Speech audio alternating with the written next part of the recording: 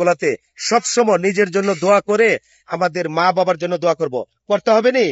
মা বাবা কবর দেশে পড়ে লইছে, সন্তানদের বাড়ি দিছে, গাড়ি দিছে, ইবন সন্তানেরা আছেন কোটি কোটি টাকার সম্পদ দিয়ে গেছে, কিন্তু মা বাবাকে কিছু দিতে পারতেছেন না। মা বাবা চায়া লইছে এমন একটি জায়গাতে আইসা, যেখানে আপনি দোয়া করছেন, সেই দোয়া আল্লাহ কবুল করে। সুবহানাল্লাহ কোন। এখানে দোয়া করার সাথে সাথে আল্লাহ পাক দোয়া কবুল করে, সেখানে আমাদের মা বাবার জন্য দোয়া করব, পারবো না ইনশাল্লাহ? ইনশাল্লাহ আমরা সবাই মা বাবার জন্য দোয়া করব, আমাদের বন্ধু বান্ধব আত্মীয় স্বজন ভাই বেড়াত যারা আছে সবার জন্য দোয়া করব। আমার একটা বোন ছিলেন ছোট, মারা গেছে, এর জন্য দোয়া করব। আমার নানিয়া ছিলেন, আমার দাদিয়া ছিলেন, আমার খালা আছে, আমার মাও নাই, বাপও নাই, খালাই তো মরে আছে, ছোট্ট আমার ছোট্ট খালাম্মা আছে, এর জন্য দোয়া করব। আমরা এখানে দোয়া করে আমরা সেই কবর দেশে মা বাবার জন্য হাদিয়া পাঠাবো, পারবো তো ইনশাল্লাহ?